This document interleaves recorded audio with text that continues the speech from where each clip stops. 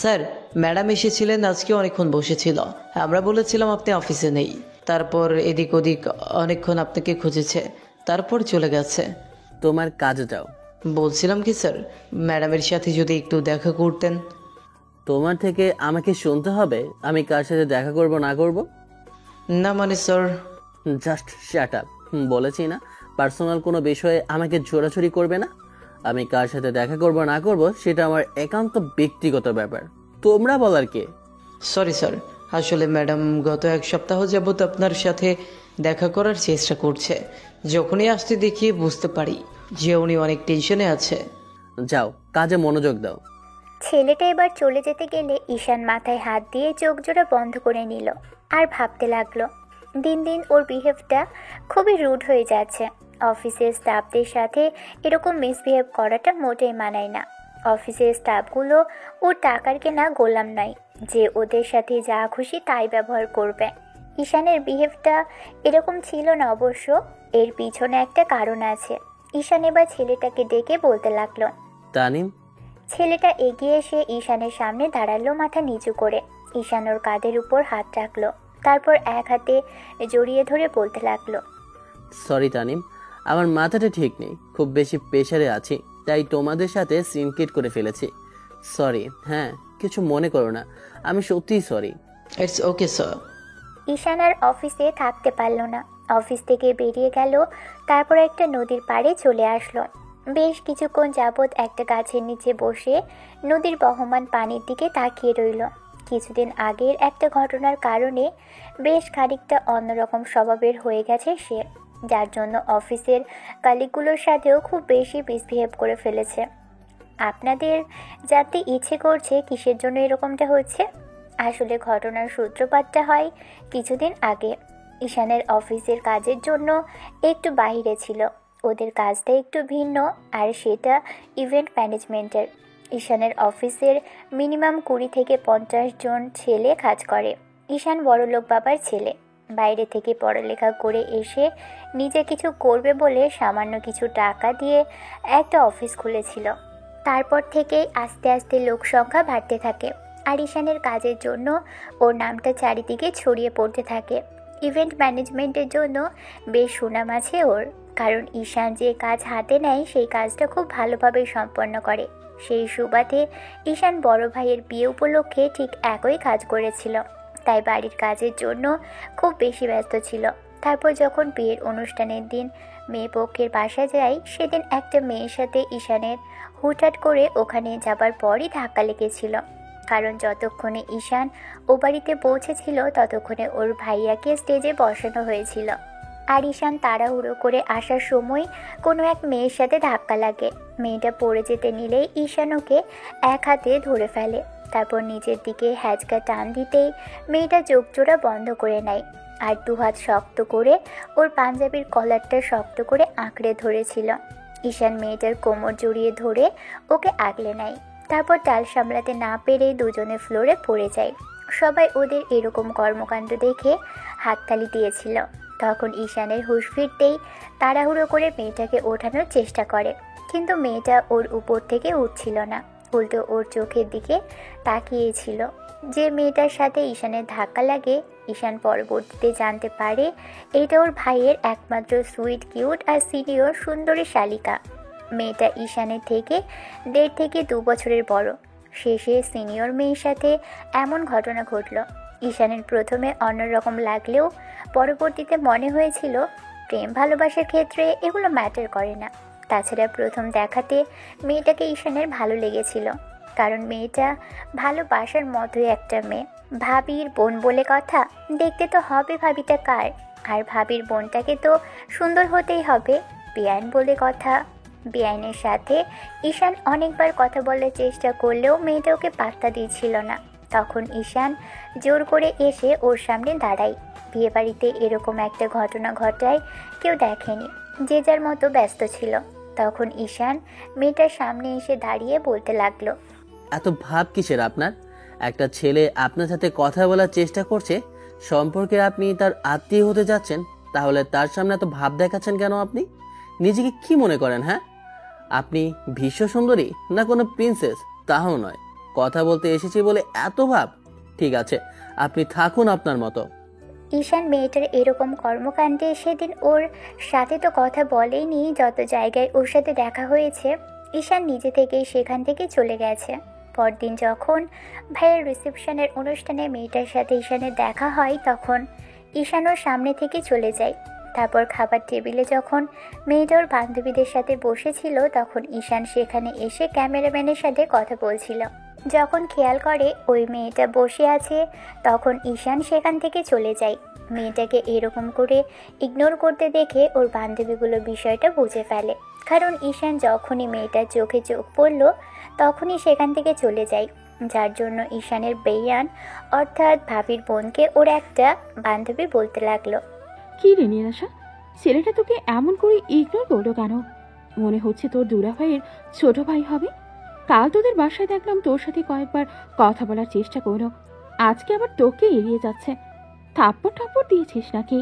না রে, কালকে একটু ইগনোর করেছিলাম, কথা বলার চেষ্টা করেছিল, তখনই ছেলেটাকে এড়িয়ে যায়। আর তারপর থেকেই ছেলেটা এরকম রাগ করে বারবার আমাকে এড়িয়ে যাচ্ছে। হো, এই ব্যাপার। তোর কি ভালো লাগে ছেলেটাকে? নীলাশা চুপ করে রইল কিছুক্ষণ, তারপর খাওয়ায় মনোযোগ দিল, কিন্তু কোনো উত্তর দিল না। যখন ওর বান্ধবী আবারও জিজ্ঞেস করলো তখন নীলাশা একটা দীর্ঘশ্বাস ফেলে বলতে লাগলো, সবই জানি, তারপরেও কেন এসব কথা বলছিস? ওরা খাওয়া দাওয়া করে তারপর গিয়ে একটা জায়গায় যখনই বসলো তখনই ঈশানের সাথে আবারও নীলাশার দেখা হলো। ঈশান সেখান থেকে এড়িয়ে চলে যাওয়ার চেষ্টা করলে তখন নীলাশার একটা বান্ধবী ওকে বলতে লাগলো। শুনুন। ঈশান পিছন দিকে ফিরে একটু এগিয়ে এসে বলতে লাগলো, জি ম্যাডাম, বলুন কি সমস্যা? না ভাইয়া, সমস্যা না, তবে আপনি আমার বান্ধবীকে দেখে বারবার পালিয়ে কেন যাচ্ছেন? নাকি ভয় পাচ্ছেন ওকে দেখে? না না না, ভয় কেন পাবো? আসলে যাদের খুব বেশি অহংকার আর দেমাগ তাদেরকে এড়িয়ে যাওয়া আর তাদের সাথে কথা না বলাটাই ভালো। অতিরিক্ত অহংকারে যারা মানুষের সাথে কথা বলতে চায় না তাদের সাথে জোর করে কথাটা না বলাটাই ভালো আপু। ভাইয়া এমন করে কেন বলছেন? আচ্ছা শুনুন, আপনি জানেন কি না আমি জানি না, আমি বড়ের ছোট ভাই। আমার ভাইয়েরই বিয়েটা হচ্ছে ওনার বোনের সাথে। যদি কোনো সমস্যা হয় আমাকে জাস্ট একটু বলবেন, আমি সমাধান করার চেষ্টা করব। সেদিনের মতো ঈশান একটা বারের জন্য মেয়েটার সাথে কথা তো বলেইনি, উল্টো এড়িয়ে যাওয়ার চেষ্টা করেছে। সেদিন ঈশানকে ভাইয়ার সাথে তার শ্বশুর বাড়ি যেতে বলা হলে ঈশান যেতে চাইছিল না। তখন ওর ভাবি বলে, কেন ভাইয়া, আমাদের বাসায় কি খারাপ লাগবে তোমরা? আমরা গরিব বলে কি তোমার সেখানে থাকতে কষ্ট হবে? ভাবি তুমিও না কিসব বলো। আমি রেডি হয়ে আসি, তোমরা নিচে যাও, আমি আসি এক্ষুনি। ঈশান ছোট একটা ব্যাগ কাঁধে নিয়ে বেরিয়ে গেল। বাইরে আসতেই অদ্ভুত এক কাণ্ড ঘটল, কারণ কোনো গাড়িতেই তেমন আর জায়গা ফাঁকা নেই। শেষে বসতে হলো মেয়েদের সাথে একটা গাড়িতে, তাও আবার সেখানে আগে থেকেই নীলাশা বসেছিল। নীলাশার পাশে একটা সিট ফাঁকা ছিল। তখন ঈশান সেখান থেকে চলে যেতে নিলে ভাইয়া ওকে দেখে বলল, কিরে চলে যাচ্ছিস কেন? আর তুই ওকে চিনিস না? আরে ও আমার শালিকা, মানে তোর ভাবির বোন। না মানে আসলে ভাইয়া ওনাদের সাথে বসবো, ওনারে কি মনে করবে না করবে। এখনকার দিনে মানুষ এগুলো কিছু মনে করে না, তুই গিয়ে বস। নীলাশা ঈশানের দিকে অসহায়ভাবে তাকিয়েছিল। বুঝতে পারলো ছেলেটা ওর সাথে কথাই বলতে চাইছে না। কাল যাকে নীলাশা ইগনোর করেছে শেষে কিনা সেই ছেলেটাই আজকে ওকে এমনভাবে ইগনোর করছে, যার জন্য নীলাশার খুব বেশি খারাপ লাগছে। ঈশান গাড়িতে উঠে নীলাশার পাশে গিয়ে উঠে বসলো। মেয়েটার দিকে একটাবারও তাকালো না পর্যন্ত। মেয়েটা ওর দিকে ফ্যাল ফ্যাল করে তাকিয়ে আছে। ঈশান বুঝতে পেরে আর চোখে একবার তাকিয়ে থেকে বলতে লাগলো, যদি সমস্যা হয় বলুন, আমি গাড়ি থেকে নেমে যাচ্ছি। তারপরও এরকম রসগোল্লার মতো চোখ করে তাকিয়ে থাকবেন না। আপনার এই চাউনিটা আমার ভালো ঠেকছে না। না মানে আসলে আমি তখনকার ওই যেটা বলার সরাসরি বলুন, এরকম আমতা আমতা করবেন না। সরি, ওইরকম করে আপনাকে আমার ইগনোর করাটা ঠিক হয়নি। আমার বোঝা উচিত ছিল যে আপনি এমন করে ইগনোর করবেন, যেটা আমার কাছে ভালো লাগবে না। কেন ভালো লাগবে না? মানুষকে ইগনোর করতে জানেন, আর মানুষ আপনাকে ইগনোর করলে খুব বেশি খারাপ লাগে, তাই তো? নিজের বেলায় ঠিকই 16.5 আনা আর তাই না, আর অন্যের বেলায় সেটা বুঝবেনই না। বললাম তো সরি, এমন করে বলার কি আছে? আমি বুঝতে পারিনি যে আপনি বরের ভাই। তারপরে যখন জানতে পারলাম তখন তো আপনার সাথে যতবার দেখা হয়েছে আপনি নিজে থেকেই ইগনোর করেছেন। বাহ, কেউ জোর করে ইগনোর করার চেষ্টা করলে আমি তাকে এড়িয়ে যাওয়ার চেষ্টাই করি। এরকম কোনো ছেলে নই যে কোনো মেয়ে আমাকে ইগনোর করলে আমি তার পেছনে আদা জল খেয়ে পড়ে থাকবো। নীলাশা মাথা নিচু করে রইল। এরই মাঝে গাড়ি চলতে শুরু করেছে। ঈশান হেডফোন কানে গুঁজে দিয়ে সিটে গা এলিয়ে দিয়ে শুয়ে পড়েছে। কিছুক্ষণ বাদে যখন গাড়িটা ওদের বাসার সামনে এসে থামলো, তখন ঈশান ঘুমিয়ে আছে দেখে নীলাশা নামতেও পারছে না। ওর সবগুলো বান্ধবী নেমে গেছে। এবার ঈশানকে বারবার নীলাশা ডাকতে লাগলো। তারপরও যখন কোনো রেসপন্স করলো না ছেলেটা, তখন নীলাশা ওকে একটু ধাক্কা দিয়ে ডাকলো। এই যে শুনছেন? ঈশানের তবুও কোনো রেসপন্স নেই। এবার ছেলেটার কান থেকে হেডফোন খুলে ফেললো নীলাশা। তারপর কানের কাছে মুখটা নিয়ে জোরে সোরে একটা চিৎকার দিয়ে ডাকলো। এই ঈশান, শুনছেন? আমরা বাসায় চলে এসেছি, নামুন এবার। আর আমাকেও নামতে দিন, আমাকে যেতে দিন। তারপরে আপনি যত পারেন এখানে ঘুমিয়ে থাকুন। হঠাৎ কারো চিৎকার করে কথাতে ছেলেটার ঘুম ভেঙে গেল। ঈশান মেয়েটার দিকে তাকিয়ে দেখলো ও দাঁতে দাঁত চেপে কথা বলছে। একটু ভড়কে গেল ঈশান। তারপর এদিক ওদিক তাকিয়ে দেখলো সবাই নেমে গেছে। তখন ছেলেটা বলল, কি হয়েছে? বাসায় চলে এসেছি, সবাই নেমে গেছে, আপনার জন্য আমি নামতে পারছি না। ও, আপনি কি কোলে করে নামাতে হবে বুঝেছি। দাঁড়ান, আমি নামাচ্ছি। বাচ্চাদের এবার ঈশান নেমে যেতেই নীলাশাও নেমে গেল। মেয়েটা লেহেঙ্গা পরেছে, বেশ ভারী দেখেই বোঝা যাচ্ছে, যার কারণে লেহেঙ্গার দুপাশে হাত দিয়ে নেমে তারপর হাঁটতে হাঁটতে বাসার ভিতরে চলে গেল। ঈশান মেয়েটার নাম জানে না, বিদায় বলতে লাগলো। এই যে মিস বেআইন, নামটা তো বলে যান। এরকম করে হেঁটে চলে গেলে হবে? নতুন বেয়াই এসেছে, কই তাকে একটু খাতির যত্ন করে বাসার ভেতরে নিয়ে যাবে হাত ধরে, তা না, একে একেই চলে যাচ্ছেন। ঈশানের কথাতে মেয়েটা রাগি চোখে ওর দিকে তাকালো। তখন ঈশান দুহাত তুলে সরি বলতেই মেয়েটা ঘুরে চলে গেল। তখন ঈশান ওর ভাইয়া আর ভাবির পিছন পিছন বাসার ভিতরে আসলো। বাসাটা বেশ ভালোই বড়। কাল ঈশান বুঝতে পারেনি, কারণ অনুষ্ঠানের প্যান্ডেলটা বাইরে করা হয়েছিল। আরও পুরো বাড়িটা খুব সুন্দর করে সাজানো হয়েছিল। এত মানুষের মধ্যে বিষয়টা বুঝতে পারেনি, কিন্তু এখন বুঝতে পারছে। ভিতরে আসার পরও ভাইয়ার শ্বশুর শাশুড়ির সাথে কথা বলতে লাগলো। তখন নীলাশা রুমের দিকে চলে গেল। ঈশান সেখানেই দাঁড়িয়ে আছে। ভাইয়া ফিরে এসে এবার দাঁড়াতেই এরই মাঝে ভাবি ওনার বোনকে বলতে লাগলো, তোমার কি কোনো কাণ্ডজ্ঞানী নীলাশা? বাসায় আসছে ছেলেটা, দুদিন থাকবে, রুমটা দেখিয়ে দিলেই তো পারো। ঠিক আছে, আমি দেখিয়ে দিচ্ছি বাবা, তুমি আমার সাথে এসো। ঈশান মাথা নেড়ে ভদ্রমহিলার সাথে চলে গেল। ঈশানকে একটা রুম দেখিয়ে দিলে বেশ কর্নারের দিকে একটা সাজানো গোছানো সুন্দর রুমটা। ঈশান ব্যাগটা রেখে তারপর ফ্রেশ হয়ে আসলো। এরই মাঝে কারো কথা শব্দে রুমের বাইরে আসলো ঈশান। খেয়াল করলো পাশের রুম থেকে কোনো মেয়েলি কণ্ঠ ভেসে আসছে। রুমের সামনে গিয়ে উকি দিতেই দেখলো নীলাশা ওর বান্ধবীদের সাথে কথা বলছে। ওদের কথাগুলো ঠিক এরকম ছিল। শোন, তোর বিয়াই কিন্তু দেখতে বড্ড কিউট। এমন কিউট একটা ছেলেকে আমি কখনো দেখেছি বলে মনে হয় না। চোখগুলো কিরকম দেখেছিস? বাদামি চোখের মণিগুলো দেখলে মনে হয় একদম চোখে হারিয়ে যায়। তোদের নজর এত খারাপ কেন রে? ছেলেটাকে দেখেছিস 2 দিন হলো, তার মধ্যে ওর প্রেমে একেবারে হাবুডুবু খাচ্ছিস। তোর এত সমস্যা কিসের? ছেলেটা তো হ্যান্ডসাম আছে, তোর পছন্দ না সেটা তুই বলতে পারিস, কিন্তু আমাদেরও নিজের পেছনের দিকে টেনে ধরিস কেন? একদম উল্টো পাল্টা বলবি না, একদম বাদর একটা। ইগনোর করে চলে, আবার এতগুলো কথাও শুনিয়েছে। ওর জায়গায় অন্য কোনো ছেলে থাকলে না এতদিনে এতক্ষণে গাল লাল করে দিতাম। এখান থেকে যায়নি, চাইলে কিন্তু এখনো সেই সুযোগটা আপনি নিতে পারেন। ঈশান কথাগুলো বলে রুমে ঢুকলো। নীলাশা বড় বড় চোখে ঈশানের দিকে তাকিয়ে আছে। ঈশান মেয়েটার সামনে আসতেই তখন মেয়েগুলো ওর দিকে চোখ বড় বড় করে তাকিয়ে রইল। নীলাশার বান্ধবীগুলো যেন চোখ দিয়ে ঈশানকে চোখ দিয়ে গিলে খাচ্ছিল। ঈশান ওদের দিকে হাত বাড়িয়ে বলল, হাই লেডি। হাই। আপনার বান্ধবীকে বলুন সে সুযোগটা এখনো আছে, চাইলে কিন্তু উনি সুযোগটা নিতে পারে। উনি যে গোমরা মুখও সবসময় মুখটা কালো করে রাখে, একটু হাসতেও পারে না, তার উপর কেমন করে যেন তাকায়, তাতে মনে হয় যে কতদিনের শত্রুতা আমাদের মাঝে। আপনি কিন্তু বড্ড বাড়াবাড়ি করছেন, এইরকম কিছুই ভাবিনি। আপনি শুধু শুধু এসব কথা ভাবছেন। ভাবনাটা তো আসবেই।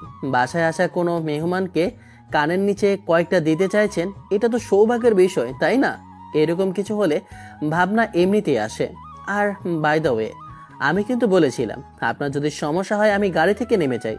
আপনি এখন এখানে আসার পর আপনি আমার গণকীর্তন করছেন, ঠিক আছে, সবটা বুঝে নেব। এই সময়টা এত তাড়াতাড়ি শেষ হবে না, সময় কিন্তু সামনে আমারও আসতে পারে। ঈশান কথাগুলো বলে সেখান থেকে চলে গেল। নীলাশার আগে গজগজ করতে লাগলো। তখন ওর একটা বান্ধবী বলতে লাগলো, ঠিকই তো বলেছি, তোর ছেলেটাকে এমন করে বলাটা মোটেও ঠিক হয়নি। দেখতে শুনতে তো ভালোই, এমনটা নয় যে তোর সাথে খারাপ কোনো আচরণ করেছে, তোর সুযোগ নিয়েছে, তাও তো না। একটু কথাই না হয় বলতে চেয়েছিল, তার জন্য এসব কথা বলতে হয়? এসব ছেলেদের আমার খুব ভালো করে চেনা আছে। তাছাড়া আমি খুব ভালো করেই জানি এরা আর যাই হোক, মেয়েরা যদি একটু সুযোগ দেয় তাহলেই তাদের পিছনে পড়ে যেতে বার সময়ও নেয় না। রাতে খাওয়া দাওয়ার সময় ঈশান খেয়াল করলো মেয়েটার সামনাসামনি বসে আছে, কিন্তু ওর দিকে একবারও তাকাচ্ছে না, মাথা নিচু করে খেয়ে চলেছে আর ভাবির সাথে তার আব্বু আম্মুর সাথে কথা বলছে। এবার ঈশান মেয়েটার দৃষ্টি আকর্ষণ করার জন্য পা থেকে স্যান্ডেলটা খুলে তারপর ওর পায়ের উপর আলতো করে পায়ের বুড়ো আঙুলটা ছোঁয়ালো।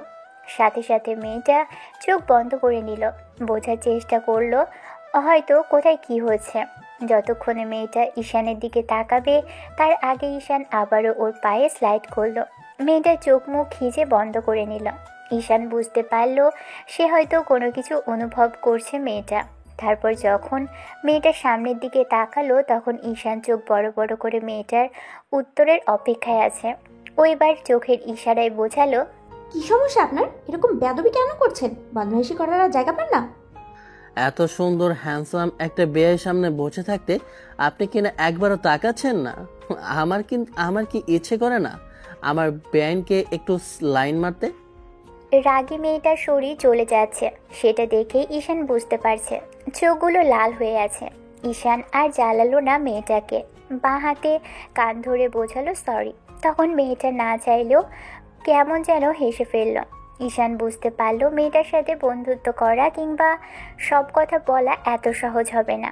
কিছুক্ষণ সবার সাথে কথা বলে ঈশান রুমে আসলো। তারপর যখনই শুতে যাবে তখনই মনে হতে লাগলো একটু বেয়ানকে জ্বালিয়ে আসা যাক। ঈশান নীলাশার রুমের সামনে আসলো। মেয়েটার রুমের দরজা খোলা, তাই ঈশান অনুমতি নিতে বলতে লাগলো। আসতে পারি বেয়ান? অপর দিক থেকে কোনো উত্তর আসলো না। ঈশান আরও কয়েকবার ডাকার পরও যখন মেয়েটা থেকে কোনো রেসপন্স পেল না, এবার নিজে থেকেই রুমে প্রবেশ করলো। এদিকে ওদিকে তাকিয়ে তারপর যখন মেয়েটাকে আশেপাশে কোথাও পেল না তখন ঈশান ব্যালকনি থেকে পা বাড়ালো। ব্যালকনির লাইটটা জ্বালানো। ঈশান কিছুটা এগিয়ে আসতেই বুঝতে পারলো মেয়েটা ফোনে যেন কার সাথে কথা বলছে। ওর কথাগুলো এরকম ছিল, ঠিক আছে, আমি বুঝতে পেরেছি, সমস্যা নেই। আপনি যেটা বলবেন তেমন করেই হবে। আমি ঠিক আছি, আপনাকে এত চিন্তা করতে হবে না। আপনি কাজ শেষ করুন, তারপরে না হয় দেখা করবেন। ঈশান ভাবলো এই মুহূর্তে মেয়েটাকে জ্বালানোটা ঠিক হবে না, ভেবেই রুমের দিকে চলে আসলো। রুমে এসে দরজা লাগিয়ে দিয়ে শুয়ে পড়ল। পরদিন সকালে যখন ঘুম ভাঙলো বুঝতে পারলো বেলাটা বেশ বেশি হয়ে গেছে। ঈশান নিচে এসে নাস্তা করে নিল।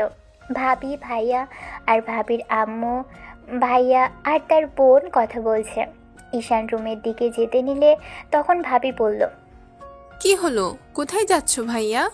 না মানে আসলে ভাবি রুমের দিকে যাচ্ছিলাম। আসার পর থেকে তো রুমেই আছো, তাছাড়া সব সময় রুমের মধ্যে বসে থাকলে কি হবে? আমাদের সাথে একটু কথা বলো। আমি তো কথা বলতে চাই, কিন্তু আপনার বোন তো আমার সাথে কথা বলতে চায় না, সব সময় যেন এড়িয়ে যেতে পারলেই বাঁচে। আমি চেষ্টা করেছি তোমার বোনের সাথে কথা বলার, কিন্তু সে তো অহংকারী, রাগী, সবসময় নিজের বিষয়টাই বোঝে। ঈশান মুখ ভার করে কথাটা বলতেই ভাবি একটু মুচকি হাসলো, তারপর বলতে লাগলো, আমার বোন একটু ওরকমই, সবার সাথে এত সহজে মানিয়ে নিতে পারে না। তুমি নতুন তাই, আর আগে কখনো তোমাদের দেখা হয়নি তো, তাই ও একটু ইগনোর করছে। কিন্তু আমাদের বাসায় তোমার যাওয়া আসাটা হবে, তখন দেখবে ও এমনিতেই তোমার সাথে বেশ ভালো সম্পর্ক হয়ে উঠেছে, তখন তোমার সাথে ঠিকই কথা বলবে। হ্যাঁ, আমি এখান থেকে গেলে, কাজে ব্যস্ত হয়ে গেলে তোমার বোনের সাথে আমার দেখা হবে না। বাঁচা যাবে। সবাই নীলাশার দিকে তাকালে তখন ঈশান বলতে লাগলো, আপনি কিছু বললেন ম্যাডাম? কই না তো, বললাম কেন যাবেন আপনি? তাছাড়া আপনি কি রাতেও বাসায় আসবেন না, নাকি বাইরে বাইরেই ঘুরে বেড়ান? ঈশান মেয়েটার কথা জবাব দিল। ওদের সাথে কিছুক্ষণ কথা বলে রুমে আসলো। এমন করে পুরো 2টা দিন কেটে গেল। এরই মাঝে ঈশান খেয়াল করেছে মেয়েটা কেমন যেন ওর থেকে দূরে থাকার চেষ্টা করতে চেয়েও দূরে থাকতে পারছিল না। ঈশান সবসময় মেয়েটার কাছে আসার চেষ্টা করছিল। মনে হচ্ছিল যে মেয়েটাকে ঈশান হাতছাড়া করতে পারবে না। আর এত সুন্দর একটা মেয়েকে ভালো না বেশি পারা যায়। ঈশান প্রথম দেখাতেই মেয়েটার প্রেমে পড়ে গেছে, কিন্তু বোঝাতেও পারছে না। একে তো সিনিয়র, তার উপর আবার ভাবির রাগী সিনিয়র বোন, একদম বদের হাড্ডি।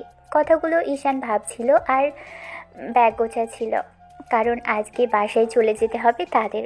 খাওয়া দাওয়া করে নিয়েছে আগেই, খুব তাড়াতাড়ি বেরিয়েও পড়বে। বাইরে এসে ঈশান দেখে ভাই আর ভাবি দাঁড়িয়ে আছে, সাথে ওনার বোনও আছে। মেয়েটাকে দেখে ঈশান বলতে লাগলো, ভাবি, তোমার বোনও কি তোমার সাথে যাবে নাকি? উনি গেলেও তো আমি ওনাকে সবসময় জ্বালাতে থাকবো, তাতে কি বোনের ভালো লাগবে বলো? আসলে ভাবছিলাম ওকে কয়েকটা দিন নিয়ে যাই, কোনো সমস্যা আছে? না না না ভাবি, এটা কি বলো তুমি? কয়েকটা দিন তো আমার হাতে ছুটি আছে, বেআইন গেলে ওনাকে ঘুরিয়ে ঘুরিয়ে আশপাশটা দেখাতে পারবো। তাহলে তো হয়েই গেল। কিন্তু তোমার বোন কি আমার সাথে ঘুরতে বেরোবে? কখনোই না, জিজ্ঞেস করে দেখো। ভাইয়া ভাবির সাথে ঈশান বাসা থেকে বেরিয়ে পড়ল। ঈশান আর নীলাশ আজকেও পাশাপাশি বসে আছে, কিন্তু দুজনের মাঝে বেশ দূরত্ব। আজকে ঈশান মেয়েটাকে সাথে একটাবারও কথা বলল না। ওরা বাসায় আসতেই ঈশান আম্মুর সাথে কথা বলে রুমে চলে গেল। নীলাশার সাথে দেখা হলো একদম রাতে খাবার টেবিলে। মেয়েটা কেমন যেন চুপচাপ। তখন ঈশান ওকে জিজ্ঞেস করলো, কি হলো বেআইন, আপনি চুপচাপ আছেন কেন? নাকি আমাদের বাসায় ভালো লাগছে না? তেমন কোনো কথা বললো না মেয়েটা, শুধু একটু হাসলো। এরই মাঝে আপু বলতে লাগলো, আমি তোমাদের হানিমুনের টিকিট কেটে রেখেছি ইমন, কক্সবাজার পাঠাবো ভেবেছি। এখন বেশি দূরে যাওয়ার দরকার নেই, এমনিতে অনেক দিন ছুটি পড়েছে, তাড়াহুড়োর ওপর সব কিছু হলো। তাই ভাবছিলাম মাঝখানে যদি কোনো ছুটি পাও তাহলে বাইরে কোথাও না হয়ে যেও। এখনই যেতে হবে আব্বু? লোহা গরম থাকতে থাকতে মেরে দিতে হয়, কি বলো আব্বু? তাছাড়া সদ্য বিয়ে হয়েছে, এখন হানিমুনে না গেলে কবে যাবে? ও তো ঠিকই বলেছি, আর এত ইতস্তত করার কি আছে? তোমাদের দুজনের এখন আলাদা সময় কাটানোর দরকার আছে। তাই বলছি কি, তোমরা আজ বাদে কাল বেরিয়ে পড়ো। আপু ঠিক আছে, সে না হয় যাবো, কিন্তু একা যেতে কেমন লাগবে না? তাই বলছিলাম কি, ঈশানকে যদি নিয়ে যাই তাহলে কোনো সমস্যা হবে? পাগল নাকি? তোমার মাথা খারাপ? আমি তোমাদের দুজনের মাঝে কাবাব মেয়ে হাঁটি হতে চাই না। তাছাড়া আমি ওখানে একা গিয়ে বসে থাকবো নাকি? একা কেন হবে? আমার বোনও যাবে, তোমাদেরও চেনা জানার দরকার আছে। তোমরা দুজন তেমন করে কথা বলো না, তাই বলছিলাম কি দুজনে একসাথে থাকবে, আর 4 জনে ঘোরাফেরা করতে ভালোই লাগবে। তার ওপর এতগুলো দিন থাকবো, দুজনে থাকলে ভালো লাগবে না। তোমরা থাকলে আনন্দটা বেশি হবে। চলো না ভাইয়া। আপু আমি যাব। কেন? আমি যাচ্ছি বলে কি আপনার যেতে সমস্যা আছে? ঠিক আছে ভাবি, তোমার বোনকে তুমি নিয়ে যাও, আমি যাচ্ছি না। ভাইয়া তুমি এত রাগ করো কেন? কথায় কথায় আমার বোন কি এরকম বলেছে নাকি? তাছাড়া তুমিও তো বারণ করতেছো, তোমার কথা কি আমরা শুনতেছি? ও বললেই কি আমরা বারণ শুনবো?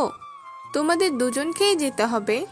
আর এরকম সাপে নেউলে সম্পর্কটা না রেখে সম্পর্ক ভালো করার চেষ্টা করো, বন্ধুত্ব গড়ে তোলো দুজনেই। সুযোগ পেলে তোমার বোন আমার 14 গোষ্ঠী উদ্ধার করে ছাড়ে, সে আমার সাথে বন্ধুত্ব করবে?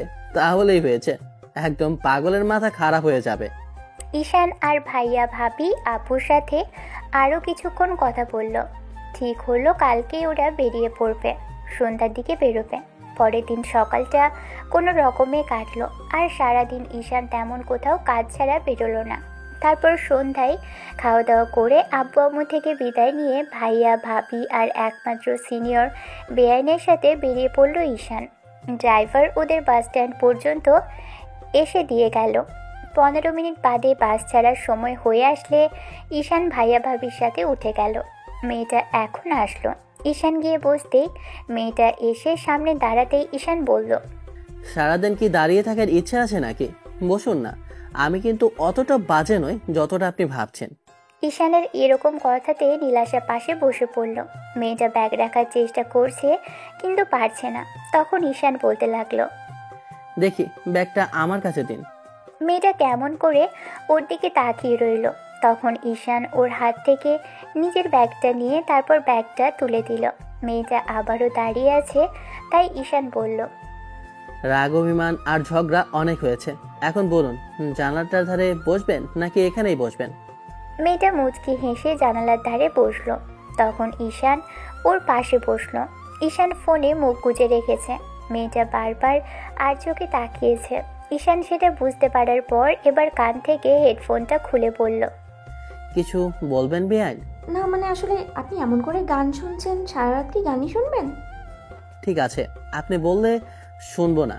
আপনি যদি কথা বলতে চান তবে শুরু করতে পারেন। আমি আপনার কথা জবাব দিচ্ছি।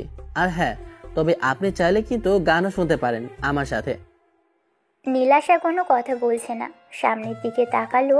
তখন ঈশান ওর দিকে হেডফোনের একটা অংশ এগিয়ে দিতেই মেয়েটাও কানে গুঁজে নিল। ঈশান খেয়াল করলো মেয়েটা চোখ বন্ধ করে গান শুনছে। ঈশান ইমরানের গান শুনছে, কারণ ইমরানের গান মেয়েরা খুব বেশি পছন্দ করে। ও সেটা নিজেই প্রমাণ পেয়েছে, তাই ওর গানগুলোই ছাড়ছিল আর মেয়েটার চুপচাপ শুনছিল। মেয়েটার রেসপন্স নেই বলে ঈশান বলল, কিছু বলছেন না যে? গান পছন্দ হচ্ছে নাকি আপনার পছন্দের কোনো গান আছে? তাহলে বললেন প্লে করি। নীলাশা মাথা নেড়ে না বোঝালো। কখন যে দুজনে ঘুমিয়ে পড়েছে সেটা জানে না। পরদিন সকালে যখন ঈশানের ঘুম ভাঙলো, বুঝতে পারলো কেউ একজন ওর বুকের মধ্যে গুটিসুটি মেরে পড়ে আছে। এবার ঈশান পাশের দিকে যখনই তাকাবে তখনই অনুভব করলো নীলাশা ওর বুকের মধ্যে খুব সন্তর্পণে শুয়ে আছে। একদম বাচ্চা খরগোশের মতো লাগছে মেয়েটাকে দেখতে। বড্ড আদরে লাগছে এই অবস্থাতে দেখতে। মেয়েটার এলোমেলো অগোছালো চুলগুলো মুখের উপরে এসে পড়েছে। ঈশান এক দৃষ্টিতে মেয়েটার দিকে তাকিয়ে রইল। বাতাসে বারবার মেয়েটা কেমন যেন কেঁপে উঠছে, হয়তো বা অস্বস্তি লাগছে। তখন ঈশান কোনো রকম একটা চাদর বের করে সেটা দুজনের গায়ে দিয়ে দিল। সবেমাত্র ভোরের আলো ফুটেছে, আর একটু ঘুমিয়ে নেওয়া যাক, এখনও এসে পৌঁছয়নি। কথাগুলো ভেবেই ঈশান মেয়েটাকে দুহাতে জড়িয়ে ধরে ঘুমিয়ে পড়ল। কেন জানি এই কাজ করলো নিজেও জানে না। তারপর আবারও যখন ঘুম ভাঙল তখন ঈশান খেয়াল করলো মেয়েটা ওর দিকে ফ্যাল করে তাকিয়ে আছে। নীলাশা ওকে ছাড়ানোর চেষ্টা করছে না। এবার ঈশান বলতে লাগলো, গুড মর্নিং। গুড মর্নিংয়ের বিপরীতে মেয়েটা তো কিছু বললই না, উল্টো ওর চোখে মুখে এক প্রকার বিরক্তি ফুটে উঠল। সাথে সাথে ঈশান ওকে ছেড়ে দিল আর বলতে লাগলো, কাল আপনি আমার কাছে এসেছিলেন আর আমি হয়তো ঘুমের ঘরে আপনাকে জড়িয়ে ধরেছিলাম। শেষের কথাটা মিথ্যা বলল ঈশান। মেয়েটার ওই নরম শরীরের ঘ্রাণ ঈশানকে যেন মাতাল করে দিচ্ছিল, তাই ঈশান ওকে জড়িয়ে ধরেই ঘুমিয়েছিল। কেন জানি মনে হচ্ছে যে এই মেয়েটার সাথে কিছু তো একটা হবেই। প্রথমে ঝগড়া, তারপর আস্তে আস্তে কথা, আর কাল রাত্রে বেশ ভালোই কথা বলেছে দুজন।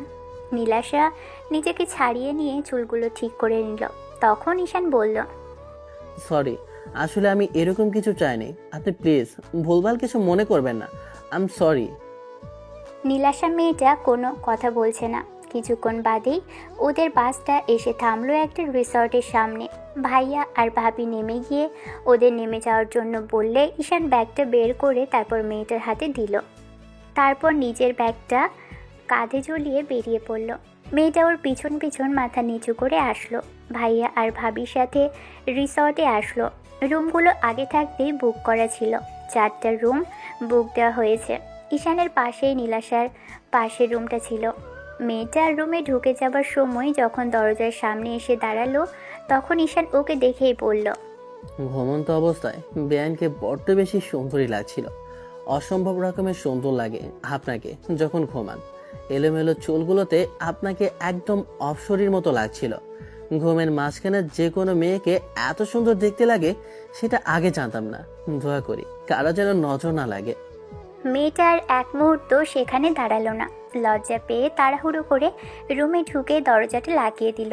ঈশানুর রুমে চলে গেল, দরজাটা লাগিয়ে দিয়ে ফ্রেশ হয়ে একটু রেস্ট নিল। কিছুক্ষণ বাদে ভাইয়া কিছুক্ষণ বাদে ভাইয়া ডাক পড়তেই ওরা গিয়ে সকালের খাবারটা খেয়ে আসলো। তারপর সারাটা দিন রেস্ট করলো। সন্ধ্যার মুখে সবাই বিচে হাঁটতে বেরোনোর জন্য ভাইয়া ওদের ডাকতেই ঈশান বেরিয়ে দেখলো নীলাশা আগে থেকেই দাঁড়িয়ে আছে। ঈশান এসে মেয়েটার সামনে দাঁড়িয়ে বলতে শুরু করলো, বেয়ান, প্রতিদিন নতুন নতুন রূপে আমার সামনে এসে তো আমাকে পাগল করে দিবেন দেখছি। এমন করে আপনাকে সাজতে কে বলেছে বলুন তো? রাস্তার ছেলেগুলো যদি আপনাদেরকে ড্যাব ড্যাব করে তাকিয়ে থাকে, আমার না খুব জ্বলবে, আমার খুব খারাপ লাগবে, জানেন তো। মেয়েটার চোখ জোড়া বড় বড় করে তাকাতেই ঈশান মুচকি হেসে আবারও বলল, এই সাজে আপনাকে দেখতে একদম পরীর মতো লাগছে, খুব বেশি আদর আদর পাচ্ছে, আর ইচ্ছে করছে আপনাকে এখনই প্রপোজ করে দেই। এরই মাঝে আরও কথার শব্দ পেয়ে ঈশান হকচকিয়ে গেল। তারপর ভাইয়াকে উদ্দেশ্য করে বলতে লাগলো, আসলে তোমাদের দুজনের কারো আসার কথা নেই, এখানে এসে দাঁড়িয়ে আছে সেই তখন থেকে, তোমরা কিনা এখন আসলে। চলো চলো তাড়াতাড়ি চলো, দেখো কত দেরি হয়ে গেল। চারজনের সমুদ্র পাড়ে চলে আসলো। বীজের ধারে চারজনে হাঁটছে, সবার জুতোগুলো হাতে, কারণ পা পানিতে ভিজিয়ে হাঁটছে। ঈশান প্যান্ট একটু গুটিয়ে রেখেছে। নীলাশা মেয়েটা শাড়িটা সামলাতে বেশ বেগ পেতে হচ্ছে, যার কারণে বারবার শাড়িটা ভিজে যাচ্ছে। ঈশান বিষয়টা খেয়াল করে বলল, ম্যাডাম, চাইলে আমি তাকে কোলে তুলতেও পারি, আমি কিন্তু অতটা দুর্বল নই যে ম্যাডামকে একটু কোলে নিয়ে হাঁটতে পারবো না। মেয়েটা রাগি চোখে ঈশানের দিকে তাকাতেই এবার ঈশান একটু মত মাটল। সাথে সাথে ওর ভাইয়াকে উদ্দেশ্য করে বলল, ভাইয়া ভাবি এত কষ্ট করে হাঁটছে, আর তুমি কি এইটুকু বুঝতে পারছো না? এই তোমার ভাবির প্রতি ভালোবাসা, কোথায় একটু কোলে নিলেও তো পারো, এত লজ্জা পাওয়ার কি আছে? ভাইয়া যেন ঈশানের কথাটার অপেক্ষাই করছিল। সাথে সাথে ভাবিকে দু হাতে পাজা কোলে তুলে নিল। ভাবিও লজ্জা পেয়ে ভাইয়ের গলাটা জড়িয়ে ধরল। ঈশান আবারও ভাবিকে বলতে লাগলো, ভাবি, তোমার বোনকে বলো একটু রাগটা কমাতে, এত কষ্ট করে হাঁটছে, একটু কোলে নিলে কি এমন হতো? তোমার বোন এত দেমাগি কেন? আমি এর জন্য বলেছিলাম যে আসবো না। তোমার বোন একটু বুঝতে পারে না কার সাথে কিভাবে কথা বলতে হয়। বেয়ের সাথে কি মানুষ এমন করে কথা বলে বলো? তুমি ওকে একটু হেল্প করো ভাইয়া, নীলাশাও হাঁটতে পারছে না। এবার ঈশান আর এক মুহূর্ত দেরি করলো না। ভাবির কথায় কোনো জবাব দিল না, ওই অবস্থাতেই কোলে তুলে নিল। ঈশান ওকে আচমকাই কোলে তুলে নিতে মেয়েটা এক হাতে ওর গলা জড়িয়ে ধরলো, আর রাগি চোখে ঈশানের দিকে তাকাতেই এবার ঈশান বলতে লাগলো, ভাবি কিন্তু বলেছে আপনাকে সাহায্য করতে, এমন করে তাকাবেন না তো। আমাকে একটু আপনাকে কোলে নিয়ে হাঁটতে দিন, দেখি সারা জীবন বয়ে বেড়ানোর জন্য এই একটা কতটুকু কার্যকর। আপু আপনাকে হেল্প করতে বলেছে, কোলে তুলতে বলেনি তো? ওই একই হলো। এখন আমার সাথে চলুন তো, বেশি দূর তো যেতে হবে না। এমন তো না যে সবার সামনে আদর করছি, আর না আপনাকে কিস করছি, যার জন্য আপনি এরকম লজ্জা পাচ্ছেন। গলাটা জড়িয়ে ধরে রাখুন, না হলে কিন্তু পড়ে যাবেন। মেয়েটার আর কিছু বলতে পারলো না। তার আগেই ঈশান হাজারটা কথা নিজেই বলতে লাগলো। মেয়েটা শুধু ওর কথাগুলো হা করে শুনতে লাগলো। ছেলেটা বড্ড বকবক করলেও এই মুহূর্তে ওকে খারাপ লাগছে না। নীলাশা এক দৃষ্টিতে ঈশানের দিকে তাকিয়ে রইল। কিছুক্ষণ পরে যখন ওরা রাস্তায় উঠলো, তার বড় ভাইয়া ভাবিকে নামালো না, ঈশানও যেন এই সুযোগটা পেয়ে বসলো। ও মেয়েটাকে কোলে করে নিয়েই একদম পুরো রিসর্ট পর্যন্ত গেল। নীলাশা এতক্ষণ যেন একটা ঘোরের মধ্যে ছিল। ও বুঝতে পারছিল না যে ঈশান ওকে কোলে করে পুরো রিসর্ট পর্যন্ত হেঁটে এসেছে, কারণ ঈশান এতক্ষণ ওর অনুভূতিগুলো প্রকাশ করছিল, আর মেয়েটা অবাক চোখে ওর দিকে ড্যাব ড্যাব করে তাকিয়েছিল। কেউ যে এত সুন্দর করে ভালোবাসার কথাগুলো প্রকাশ করতে পারে নীলাশা সেটা জানাই ছিল না। নীলাশা শুধু একধানে ছেলেটার ওই মায়াবী মুখের দিকে তাকিয়েছিল। ওর ওই ঘোলা চোখের দিকে তাকিয়ে যেন হারিয়ে যাচ্ছিল। ঈশান রিসর্টের সামনে আসতেই যেন নীলাশার হুঁশ ফিরল। ও ছোটার জন্য ছটফট করতেই তখন ঈশান ওকে নামিয়ে দিয়ে বলল, আপনি তো ধরেছিলেন, তাই পড়তাম না। ব্যাপার কি? ম্যাডামের রাগ দেখানোর কথা এখন উল্টো আমার পক্ষে কথা বলছেন। এবার নীলাশার মনে পড়ে গেল যে ঈশান ওকে পুরো বীজ থেকে শুরু করে রাস্তা এমনকি রিসর্ট পর্যন্ত ওকে কোলে করে নিয়ে এসেছে। এরই মাঝে ভাইয়া আর ভাবি রিসর্টের ভিতরে চলে গেছে, তাই ঈশান মেয়েটার দিকে তাকিয়ে রইল। ঈশানের এমন ড্যাব ড্যাব করে তাকিয়ে থাকা দেখে লজ্জা পেয়ে নীলাশার রিসর্টের দিকে চলে গেল। তখন ঈশান মুচকি মুচকি হাসতে হাসতে ওর পিছনে পিছনে আসলো। সবাই ফ্রেশ হয়ে তারপর রাতে ডিনার করে নিল, আর কালকে কোথায় যাবে কি করবে সেসব প্ল্যান করতে লাগলো। ঈশানের কোনো দিকেই মনোযোগ নেই, ও তো সামনে থাকা পরীটাকে দেখতেই ব্যস্ত। কারণ মেয়েটা এখন আগের শাড়িটা চেঞ্জ করে এখন আবারও নীল রঙের থ্রি পিস পরেছে। অসম্ভব রকমের মায়াবী লাগছে মেয়েটাকে। আর ভালোবাসার মানুষকে সামনে থেকে দেখতে একটু বেশি সুন্দর লাগে কি না। এবার ভাবি ঈশানকে বলল, ভাইয়া তোমার আবার কি হলো? এমন করে আমার বোনের দিকে তাকিয়ে থেকে কি দেখছো? প্রেমে টেমে পড়লে নাকি? ভাবির এরকম কথাতে ঈশান খানিকটা লজ্জা পেল। লজ্জায় মাথাটা নুয়ে ফেলল। কিছুক্ষণ আমতা আমতা করে বলল, না মানে আসলে ভাবি। থাক, আর লজ্জা পেতে হবে না। দুজন দুজনকে যদি পছন্দ করে থাকো তাহলে আমাদের বলতে পারো, তারপরেরটা আমরা বলবো। নীলাশাও লজ্জা পেয়ে মাথা নিচু করে রাখলো। ঈশান বলতে লাগলো, না ভাইয়া, খামাখা অনেকে লজ্জায় ফেলছো। তাছাড়া একতরফা ভাবে কোনোদিন পছন্দের প্রাধান্য দেওয়া যায় না। এগুলো না বলে খাওয়া দাওয়া শেষ করো। কথাগুলো বলে ঈশান আর নীলাশার দিকে তাকালো না, খাওয়াতে মনোযোগ দিল। সবাই খাওয়া দাওয়া শেষ করে তারপর যখন রিসর্টে আসলো, ঈশানের মনে হতে লাগলো মেয়েটার কি সত্যি ওর বিষয়টা নিয়ে ভাবছে। যেমন করে মুচকি মুচকি হাসছে তাতে মনে হচ্ছে মেয়েটার ওর ব্যাপারটা বেশ ইন্টারেস্ট আছে। নাকি দুর্বল হয়ে পড়লেও জানে না। তারপরও মনে হয়েছে যে এই বিষয়টা জানা দরকার। পরদিন সারাটা দিন ঈশা নীলাশার সাথে কথা বলল, আবারও সেই বিচে হাঁটলো। কিন্তু আজকে আর মেয়েটাকে কোলে নেওয়ার মতো সৌভাগ্য হলো না। আজকে আর কেউ সমুদ্রের পানিতে পা ভেজালো না। ঈশানের বড্ড আফসোস হচ্ছে। কালকে সেই রোমান্টিক সিনগুলো মনে পড়ে যাচ্ছে। মেয়েটা এক হাতে গলা জড়িয়ে ধরে রেখেছিল, আজকে হয়তো দু হাতে জড়িয়ে ধরে রাখতো, চোখের দিকে ড্যাব ড্যাব করে তাকিয়ে থাকতো। ঈশান যদি গালে কপালে চুমু দিয়ে দিত, লজ্জায় হয়তো বা ওর বুকেই মুখ লুকাতো। কী সব কথা ভাবছে ঈশান। এরই মাঝে ভাইয়ের দিক থেকে কথার শব্দ পেল ঈশান। কিরে, কথা বলছিস না কেন? কয়েকটা দিন যাবত দেখছি তুই খুব বেশি অন্যমনস্ক। প্রেমে পড়লি নাকি? প্রেমে পড়ার মতো কেউ থাকলেই তো পড়বই নাকি? মেয়েটা তো আমাকে পাত্তাই দেয় না। না হয় একটা চান্স নিয়ে দেখা যেত। সবসময় খালি দুষ্টুমি না। চলো খাওয়া দাওয়া করে তারপর না হয় রুমের দিকে যাই। কাল অন্য দিকটায় যাব। ওই দিকটায় নাকি আবার সাইকেলিং করলে খুব ভালো হয়। সাইকেলিংয়ের কথা মনে পড়তেই ঈশানের মাথায় একটা দুষ্টু বুদ্ধি ঘোরাফেরা করলো। সকালে ওরা খাওয়া দাওয়া করে ঠিকই বেরোলো, কিন্তু দুটো সাইকেল নিয়ে। মেয়ে দুটো সাইকেল চালাতে জানে না, তাই ঈশান আর ভাইয়ার ঘাড়ে দায়িত্ব পড়লো ওদের। কিন্তু পিছনে সিট না থাকায় বসতে পারছিল না নীলাশা। মেয়েটা দাঁড়িয়ে রইল। তখন ঈশান বলতে লাগলো, দেখেন ভাইয়া আর ভাবি কত সুন্দর রোমান্টিক ভাবে ঘোরাফেরা করছে। আপনি যদি চান অমন করে আমি কিন্তু আপনাকে সাইকেলে ওঠাতে পারি। বসতে কষ্ট হবে, তারপরও ঘোরাফেরা করলে মজা লাগবে। আপনি কি বলেন বেআইন? মেয়েটা আমতা আমতা করতে লাগলো, কি বলবে জানে না। ঈশান আবারও প্রশ্নটা করতে মেয়েটা চুপ করে রইল। তখন ঈশান এগিয়ে গিয়ে মেয়েটার হাত ধরে টেনে ওর সামনে আনলো। তারপর ওঠার জন্য বলতেই মেয়েটাও আনমনে উঠে বসলো। ঈশান ওর এতটাই কাছাকাছি যে নিঃশ্বাসগুলো নীলাশার ঘাড়ের উপর পড়ছে।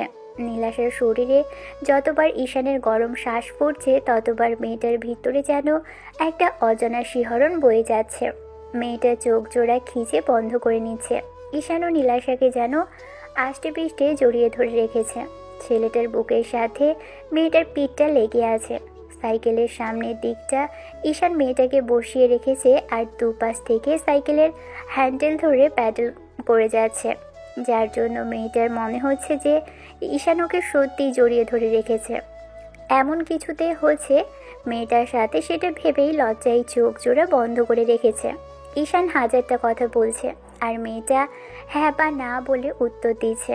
একটা সময় ঈশানের মনে হলো সামনের দিকটায় সমুদ্রের ভিউটা অনেক সুন্দর মনে হচ্ছে, তাই ঈশান সাইকেলটা থামিয়ে দিল। মেয়েটা নামছিল না।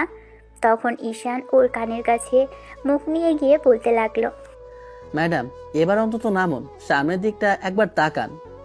ঈশানের কথাতে নীলাশার হুঁশ ফিরল। ওই মেয়েটা তাকাতেই এবার ঈশান সাইকেল থেকে নেমে দাঁড়ালো। আশেপাশে তাকিয়ে দেখলো মেয়েটা সমুদ্রের এরকম গর্জন আর সামনে থেকে এত সুন্দর ভিউ দেখে বাচ্চাদের মতো লাফাতে আরম্ভ করেছে। ঈশান দূর থেকে মেয়েটার এমন বাচ্চা সুলভ কর্মকাণ্ডগুলো দেখে যাচ্ছে। এই মুহূর্তে মেয়েটাকে এতটাই স্নিগ্ধ লাগছে আর এতটাই কিউট লাগছে, যার জন্য ঈশানের এক মুহূর্ত দেরি করলো না। মেয়েটার এরকম দুর্দান্ত একটা মুহূর্তকে আর কোনো মতে হাতছাড়া করলো না। মেয়েটার মিষ্টি হাসি, চোখের ওই কাজল কালো চাহনি, সব মিলিয়ে মেয়েটাকে অসম্ভব রকমের ভালো লাগা কাজ করছিল দেখে।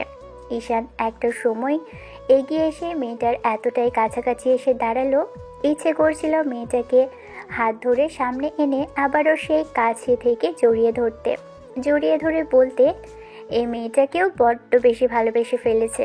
মেয়েটার শরীরের ঘ্রাণটা ঈশানকে পাগল করে দিয়েছিল। বারবার মেয়েটার কাছে নিজের ভালোবাসাটা প্রকাশ করতে ইচ্ছে করছে। সেদিন ঈশান সারাটা দুপুর অবধি মেয়েটার সাথে কাটালো। বুঝতে পারলো মেয়েটার ব্যবহারটা দিন দিন নম্রভদ্র হয়ে যাচ্ছে, আর ওর সাথে তেমন করে রেগে কিংবা জেদ দেখিয়ে কথা বলছে না। আগের মতো রাগী কণ্ঠেও ওর সাথে কথা বলে না। কথা বলতে গেলে কেমন যেন লজ্জা পায়। তার উপর খেয়াল করেছে মেয়েটা ওর চোখের দিকে তাকিয়ে কথা বলতেই পারছে না, একদম লজ্জায় শেষ হয়ে যাচ্ছে। সারাটা দিন ভাবলো মেয়েটা কি তাহলে ওকে ফিল করতে পারে, ওর প্রতি কি ভালোবাসা জন্মেছে। কথাগুলো ভাবতেই ঈশানের ভিতরে একটা ভালো লাগা কাজ করছে। ওর বারবার ইচ্ছে করছিল মেয়েটাকে একবার জিজ্ঞেস করতে ওকে ভালোবাসে কি না। ঈশান সেটাই করার জন্য অপেক্ষা করতে লাগলো। ডিনার শেষ করে ওরা কিছুক্ষণ বাইরে হাঁটাহাঁটি করলো। জ্যোৎস্না রাতের আলোতে রিসোর্টের বাইরে বসে কেউ আড্ডা দিচ্ছে, তো কেউ গান গাইছে, আবার তো কেউ বারবিকিউ পার্টি করছে। ওরা রিসোর্টে ফিরে তারপর রুমে চলে আসলো। মেয়েটার রুমের দরজা খোলা। তখন ঈশান ওকে আশেপাশে দেখতে না পেয়ে এবার ভিতরে ঢুকলো। তারপর যখনই ভিতরে আসলো বুঝতে পারলো ব্যালকনি থেকে ফিরছে।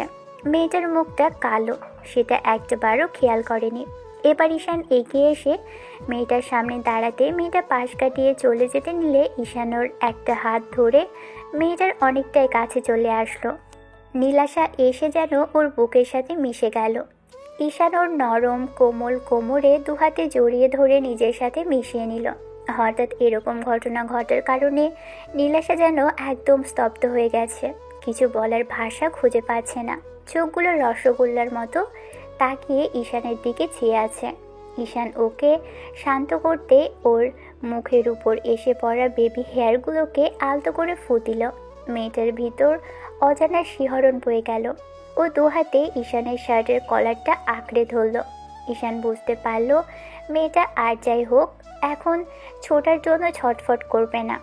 ঈশান এবার নীলাশার কানের কাছে আলতো করে মুখটা এনে বলতে লাগলো, এত কেন ভালো লাগে তোমায়? এক মুহূর্তের জন্য চোখ বন্ধ করলেও তোমার চেহারাটা চোখের সামনে বারবার ভেসে ওঠে। তোমার থেকে দূরে থাকতে চেয়েছিলাম, কিন্তু পারিনি। এখানে আসার পর তোমার এতটা কাছে এসেছি যে দুর্বল হয়ে গেছি।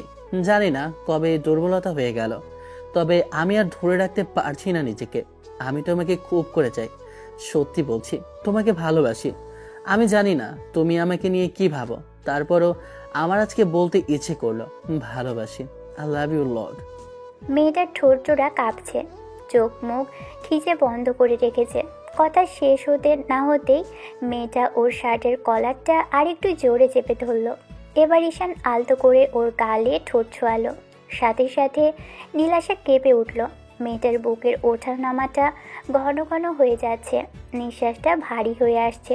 ঈশান আবার যখনই মেয়েটাকে কিস করতে নিবে তখনই মেয়েটার যেন হুটহাট করে মস্তিষ্কটা ধপ করে ঝুলে উঠল। সাথে সাথে ধাক্কা মেরে ও ঈশানকে নিজের থেকে ছাড়িয়ে নিল। কিছু বুঝে ওঠার আগেই নীলাশা ঈশানকে একটা থাপ্পড় মেরে দিল। অসহায় চোখে ঈশান মেয়েটার দিকে চেয়ে আছে, আর কিছু বলতে যাবে তার আগেই নীলাশা রাগী কণ্ঠে বলতে লাগলো, নির্লজ্জ বেহায়া ছিল একটা মেয়ের অনিচ্ছাতে তাকে এইরকম করে জোর জবরদস্তি করবেন?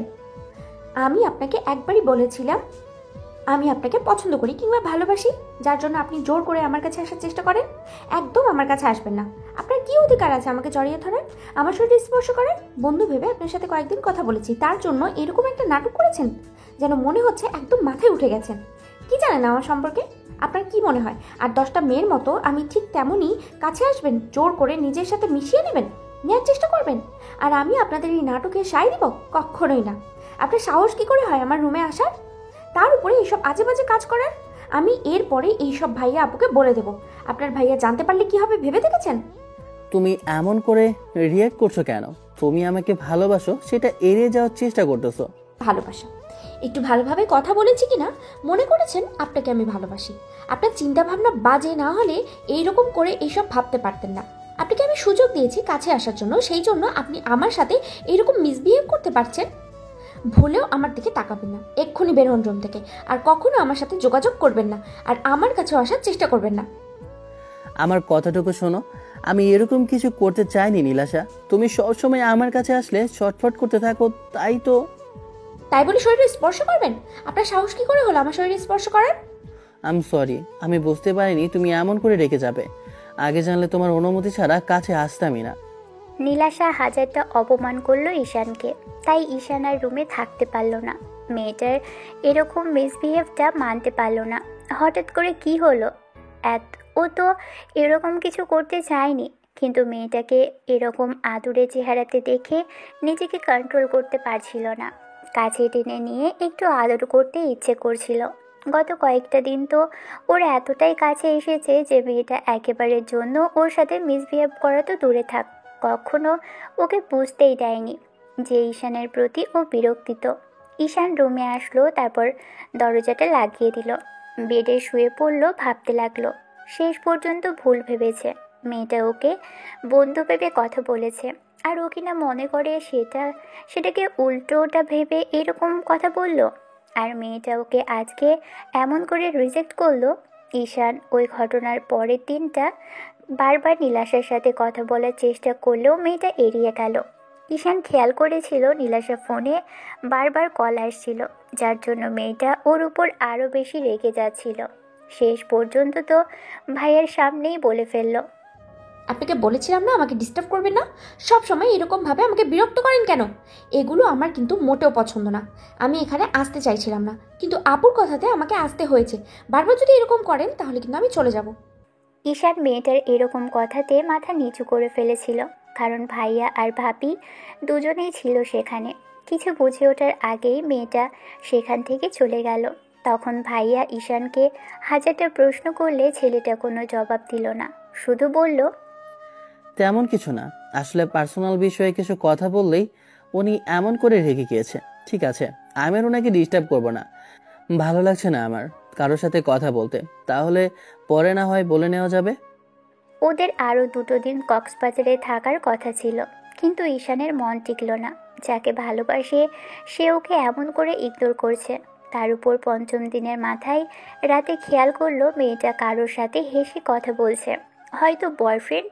এই জন্যই হয়তো সেদিন এরকম করে রিজেক্ট করেছে। কথাগুলো ভেবেই ঈশান আর ট্যুরটা শেষ করলো না, শুধু ভাইয়াকে বলেই রিসর্ট থেকে বেরিয়ে পড়ল। সকালে যখন ব্রেকফাস্ট করার সময় হলো তখন ঈশানকে ওরা কেউ দেখতে পেল না। 3 জন ব্রেকফাস্ট করছিল। ঈশানকে দেখতে না পেয়ে ভাবি বলল, কি হলো, আমার দেবরকে কোথায় রেখেছ? নাকি রাগারাগি করেছো কোনো কারণে? বলো তো। ও বাসায় চলে গেছে। বাসায় চলে গেছে মানে কি বলছো? হ্যাঁ, বললো অনেক বড় একটা ইভেন্টে কাজ পেয়েছে, ছুটিও শেষ হয়ে এসেছিল, তাই সুযোগটা হাতছাড়া করতে চায় না বলল। অনেকদিন তো থাকলো, তাছাড়া ছুটিটাও শেষ হয়ে এসেছে, অফিস থেকে কল করেছিল, সেজন্যই চলে গেল। নীলাশা স্পষ্ট বুঝতে পারলো ওর ইগনোরটা ঈশানের কাছে খুব বেশি খারাপ লেগেছে। তারপর কালকে সবার সামনে করা সিনক্রেটটা ঈশান নিতে পারেনি, আর যাওয়ার সময় একটাবারও মেয়েটার সাথে কথাও বলেনি আর দেখাও করেনি। ঈশান চাইছে না আর মেয়েটার সাথে দেখা হোক। যে মেয়ে ওকে এমন করে ইগনোর করলো, ওকে পছন্দ করে না, ভালোবাসতে পারবে না সেটা বলে দিল, তাহলে বারবার ইগনোর করার কি আছে? এই বিষয়টা ঈশানের বরাবরই খুব বেশি খারাপ লাগে, কারোর ইগনোরটা নিতে পারে না। প্রথম দিন মেয়েটার সাথে দেখা হবার পর থেকে এরকম করলো, তারপর এখানে আসার পরও ঠিক একই কাজ করলো। এই কয়েকটা দিনে ঈশান ভেবেই নিয়েছিল যে মেয়েটা ওর এত কাছাকাছি যখন আসতে পেরেছে তাহলে মেয়েটা ওকে নিয়ে কিছু ফিল করে, কিন্তু ভাবনাটা পাল্টে গেল দুদিন পর। এই দুদিনে নীলাশা কোনো কিছুতেই মনোযোগ দিতে পারেনি। যতবারই ঈশানের কথা ভেবেছে ততবারই খারাপ লাগা কাজ করেছে। ওরা আরও কয়েকটা দিন থাকার প্ল্যান করেছিল, কিন্তু ঈশান নেই, এখন আর ভালো লাগছে না। 7 দিনের মাথায় চলে আসার জন্য রওনা দিল 3 জন। সেদিনের পর থেকে বাসায় আসলো শুধু ভাইয়া আর ভাবি, কিন্তু নীলাশার সাথে আর ঈশানের কোনো দেখা হয়নি। নীলাশাও বাসায় চলে গিয়েছিল, তাই ঈশানের সাথে ওরা দেখা হয়নি। আর ঈশানও কাজে ব্যস্ত হয়ে গেল, কিন্তু কোনো কাজে মনোযোগ দিতে পারছিল না। বারবার নীলাশার কথাগুলোই মাথায় ঘুরপাক খাচ্ছিল। এরই মাঝে ঈশানের অফিসে দেখা করলো একটা কাপল, যাদের বিয়েটা খুব শীঘ্রই। ঈশান ওদের ওয়েটিং রুমে বসতে বলে তারপর যখনই এসে ওদের সামনে দাঁড়ালো, দেখলো যে মেয়েটাকে ওর খুব কাছে থেকে চেনা। সেটা আর কেউ নয়, নীলাশা। ঈশান বুঝতে পারলো নীলাশার হয়তো সামনে বিয়ের অনুষ্ঠান, এজন্যই ওদের ইভেন্ট ম্যানেজমেন্টের কাজ দিবে, তাই দায়িত্ব নেওয়ার জন্য এখানে এসেছে। ঈশান মেয়েটার দিকে একবার তাকিয়ে থেকে তারপর পাশে থাকা ছেলেটাকে বলতে লাগলো, আপনাদের কি প্ল্যান? বিয়ের ডেটটা কি ফাইনাল হয়েছে? না মানে আসলে আমরা একটু ভাবছিলাম যে কেমন করে কি করলে ভালো হয়, আর কি রকম কি ডিজাইন কিংবা আনুষঙ্গিক বিষয়গুলো ইউজ করা হবে সেটা নিয়ে একটু কথা বলতে আসছিলাম। আমাদের সব কিছু সবসময় রেডি থাকে, ওইটা নিয়ে আপনাদের ভাবতে হবে না। বিয়ের ডেটটা ফাইনাল করুন, তারপর আমাদের বলবেন। আপনাদের বেস্ট জিনিসগুলো দেওয়ার চেষ্টা করব। ঈশান কথাগুলো বলে উঠে যেতে নিলে এবার নীলাশা হুট করে বলতে লাগলো, আমাদের বলা শেষ হয়নি। কিন্তু আমার বলা শেষ, ইভেন্টের ডেটটা ফিক্সড না হলে আমি কথা বলি না। ঈশান কথাগুলো বলে সেখান থেকে উঠে গেল। সাথে সাথে নীলাশা কিছু একটা বলে বাইরে আসলো। ঈশান যখনই ওর কেবিনের দিকে চলে যাচ্ছিল তখনই নীলাশা ওকে পিছন থেকে ডাকলো।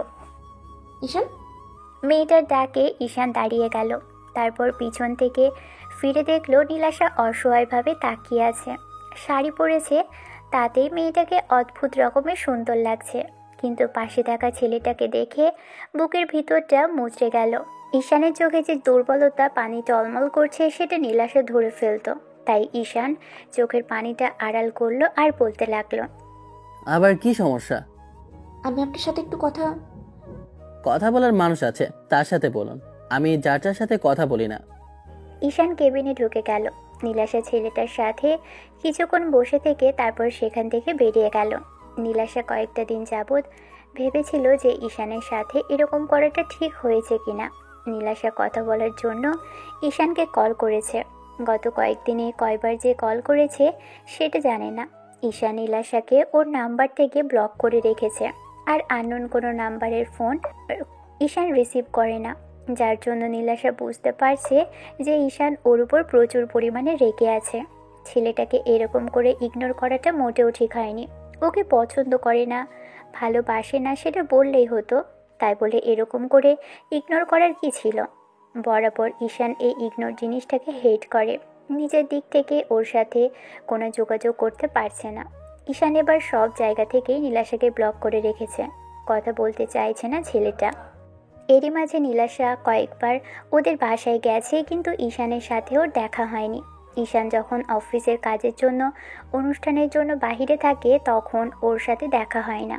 গত 10 দিন ঈশান বাসার বাহিরেই থাকে, তাই নীলাশার ঈশানের সাথে আর দেখা করতে পারল না। কেন দেখা করবে, কিসের জন্য দেখা করবে, নীলাশা নিজেও জানে না। বারবার চেষ্টা করেও যখন পারল না তখন অফিসে গিয়ে ওর সাথে দেখা করার জন্য খোঁজ খবর নিল। ঈশান অফিসে আগে থেকে বলে রেখেছিল কোনো মেয়ে যেন ওর সাথে দেখা করতে আসলে যেন ওকে অফিসে না নেয়। তাই ঈশানের অ্যাসিস্ট্যান্ট মেয়েটাকে দেখে বলতে লাগলো, স্যার একটা মেয়ে এসেছে, আপনার সাথে দেখা করতে চাই, আর বলছিল আপনাকে নাকি চিনে। আপনার কেবিনে কি পাঠিয়ে দেব? কি বলেছো ওনাকে? আমি অফিসে আছি নাকি অফিসের বাইরে আছি? না স্যার, এমন কিছু বলিনি। ঠিক আছে, গিয়ে বলবে আমি অফিসে নেই। কিন্তু স্যার আপনি তো... কার সাথে কথা বলবো আর কার সাথে কথা বলবো না সেটা তোমার আমাকে বোঝাতে হবে না, তুমি বলবে আমি অফিসে নেই। ঈশানের কথা মতো ছেলেটা গিয়ে এবার মেয়েটার সামনে দাঁড়ালো আর বলতে লাগলো, ম্যাডাম, স্যার তো অফিসে নেই, উনি হয়তো কোথাও একটা কাজের জন্য বেরিয়েছেন। আর সামনে যে প্রজেক্ট আছে সেটা খুব বড়, তাই একটু বেশি চাপ নিতে হচ্ছে। ঠিক আছে, আমি অপেক্ষা করি, তারপরে না হয় আসলে কথা বলে যাব। তাতেও কোনো লাভ হবে না, স্যার মনে হয় না আজকাল অফিসে আসবে। ও আচ্ছা ঠিক আছে, উনি আসলে বলবেন নীলাশা এসেছিল, ওনার সাথে খুব জরুরি কথা আছে, আমার সাথে একটু যোগাযোগ তো করতে বলবেন।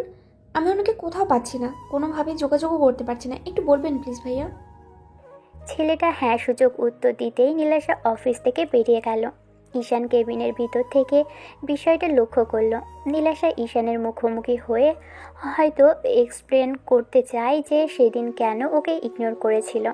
ঈশান এগুলো মেনে নিতে পারছে না, তাই ঈশান চাইছে না মেয়েটার মুখোমুখি হতে। যে মেয়েটার বিয়ে ঠিক হয়ে গেছে, কয়েকদিন পর বিয়ে সে অন্য কারো হয়ে যাবে, সেই মেয়েটার সাথে কথা বলার কোনো মানেই হয় না। অন্যদিকে নীলাশা ভেবে পাচ্ছে না কি করবে। এর মাঝখানে ওর হবু হাজবেন্ড বারবার কল করে যাচ্ছে, কিন্তু নীলাশার সেদিকে কোনো মনোযোগ নেই। বারবার কল করার পর যখন নীলাশার ঘোর কাটলো, তখন ছেলেটার কলটা রিসিভ করে কানে দিয়ে ওপাশ থেকে কিছু বলার আগেই নীলাশা বলতে লাগলো, রাফিন, আমি তোমার সাথে একটু দেখা করতে চাচ্ছি, প্লিজ একটু সময় বের করে আজকের মধ্যে আমার সাথে দেখা করো। কি হয়েছে বলবা? কোনো সমস্যা হয়েছে আমাকে বলো। আমরা সামনাসামনি দাঁড়িয়ে কথা বলি, আমি তোমাকে বোঝাতে পারবো না, প্লিজ বলো কখন দেখা করতে পারবে। ঠিক আছে, বিকেলে আমি তোমাকে ঠিকানায় পাঠাবো। কোথায় দেখা করব? নীলাশা বিকেলে ছেলেটার সাথে দেখা করলো। রেস্টুরেন্টের সামনাসামনি বসে আছে দুজন। নীলাশা কোনো কথা বলছে না। আধা ঘন্টা যাবত ছেলেটাকে বলছে যেও বলবে, কিন্তু বলতে পারছে না। তাই ছেলেটা বলতে লাগলো, তুমি কি বলবে নাকি আমি চলে যাব? আমি কত কাজ ফেলে এসেছি তুমি জানো, তাহলে আমার টাইম ওয়েস্ট করছো কেন? রাফিন, আমি বিয়েটা করতে পারছি না, আমার তোমার প্রতি কোনো অনুভূতি নেই। আব্বু আম্মু তোমাকে পছন্দ করেছিল ঠিকই, কিন্তু আমি তাকে পছন্দ করি, যাকে আমি ফিল করি। তাকে ছাড়া আমার পক্ষে অন্য কাউকে বিয়ে করাটা সম্ভব না। তুমি প্লিজ রাগ করো না। হোয়াট? কি বলছো তুমি? বুঝতে পারছো? বিয়ে ঠিক হয়ে গেছে, এত আত্মীয় স্বজন আয়োজন ব্যবস্থা করাও হয়ে গেছে, আর তুমি এখন এসেছো বলছো বিয়েটা করতে পারবে না, অন্য কাউকে ভালোবাসো। রাবিন প্লিজ, যে মনে নেই আমার পক্ষে সম্ভব না আমি তাকে ভালোবাসতে পারবো। আমি অন্য একজনকে ভালোবাসি, জোর জবরদস্তি করো না। তুমি বিয়ে করলে সংসারটাও করতে পারবে না, কিন্তু মন থেকে আমি তোমাকে কখনো মানতে পারবো না। তো এখন তুমি ভেবে দেখো তুমি বিয়েটা করবে কিনা। ছেলেটা কিছুক্ষণ চুপ করে থেকে এবার একটু হাসলো। তারপর নীলাশার হাতের উপর হাত রেখে আলতো করে চাপড়ে দিয়ে পড়ল, আমি জানি ভালোবাসা কখন কিভাবে হয়, কিভাবে মানুষ কাউকে ভালোবেসে ফেলে, সেটা নিজেও জানে না। হয়তো তোমারও হয়েছে। আমি ফ্যামিলির সবাইকে বোঝাবো, তুমি তাকে বোঝাও যাকে তুমি ভালোবাসো। আমার দিক থেকে তোমার জন্য সাপোর্ট লাগলে আমাকে বলবে, আমি অবশ্যই তোমাকে হেল্প করব। আর বিষয়টা নিয়ে তোমাকে ভাবতে হবে না, তুমি টেনশন ফ্রি থাকতে পারো, আমি সবাইকে বুঝিয়ে নিব। তোমাকে অসংখ্য ধন্যবাদ আমার কথাগুলো বুঝতে পারার জন্য। আমি ভাবতে পারছিলাম না যে তোমাকে কথাগুলো কিভাবে বোঝাবো আর তুমি কিভাবে নেবে। আমি এখনই যাবো ওর সাথে কথা বলতে। নীলাশা ছেলেটার থেকে বিদায় নিয়ে দৌড়ে আবারও সেই ঈশানের অফিসে এসে বসে রইল। কিছুক্ষণ বাদে যখন তানিম ছেলেটা এসে মেয়েটার সামনে দাঁড়ালো, তখন নীলাশা উঠে দাঁড়ালো আর বলল, আপনার বস কোথায়? স্যার তো অফিসে নেই। কখন আসবে? সেটা তো জানি না। ঠিক আছে, আমি ওয়েট করব। তাতেও কোনো লাভ হবে না, আপনি বাসায় চলে যান। নীলাশা কিছুক্ষণ যাবৎ ভেবে তারপর বলতে লাগলো, আচ্ছা ঠিক আছে ভাইয়া, আপনি একটু অফিসে খুঁজে দেখুন না উনি আছে কিনা। থাকলে আপনাকে অবশ্যই বলতাম। আপনি কয়েকদিন যাবত আসছেন, আর স্যার কাজের জন্য বাইরে বাইরে ঘুরছে, তাই আর কি। উনি এলে বলবেন যে নীলাশা এসেছিল, আমার সাথে যেন একটু দয়া করে যোগাযোগ করে। আমি কোনোভাবেই ওনার সাথে যোগাযোগ করতে পারছি না, নিজের থেকে হলেও যেন একটু যোগাযোগ করে। নীলাশা বেরিয়ে গেল। নীলাশা বেরিয়ে যেতেই ঈশান অফিসের গ্লাসের মধ্যে দিয়ে স্পষ্ট দেখতে পারল মেয়েটা হেঁটে বেরিয়ে যাচ্ছে। ঈশান একটা দীর্ঘশ্বাস ফেলল, পকেটে হাত দিয়ে দাঁড়িয়ে আছে। ঈশান কাজ শেষে যখন বাসায় ফিরল, দেখে ভাইয়া ভাবি আম্মু ডাইনিংয়ে বসে আছে। তখন ঈশান রুমের দিকে যেতে নিলে তখন ভাইয়া বলতে লাগলো, তুই কি কাজের জন্য খুব বেশি বিজি ঈশান? কেন, কোনো সমস্যা ভাইয়া? না, তোর সাথে একটু কথা ছিল। একটু ফ্রেশ হয়ে আয়, আমরা বসেছি। ভাইয়ার কথা মতো ঈশান ফ্রেশ হয়ে নিচে নামলো। এসে সবার সামনাসামনি একটা জায়গায় বসতেই এবার সবাই ওর দিকে তাকিয়ে রইল। ঈশান বুঝতে পারলো না কি হয়েছে, তাই জিজ্ঞেস করার আগেই ভাইয়া বলতে লাগলো, নীলাশা কয়েকদিন যাবত তোর সাথে যোগাযোগ করার চেষ্টা করছে। তুই ওর সাথে যোগাযোগ কেন করছিস না? কাজের জন্য ব্যস্ত তাই। আমার বোনের থেকে তোমার কাছে কি এমন ব্যস্ততা থাকতে পারে ভাইয়া? মানে? মানে তুমি বুঝতে পারছো না?